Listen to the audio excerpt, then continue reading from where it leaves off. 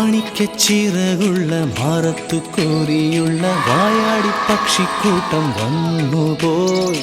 കാടൊന്നു കാണാനായി കൂടൊന്നു കൂട്ടാനായി ആകാശപ്പുഴ നീന്തി കുതിച്ചുപോയി. കണ്ടു മലനിര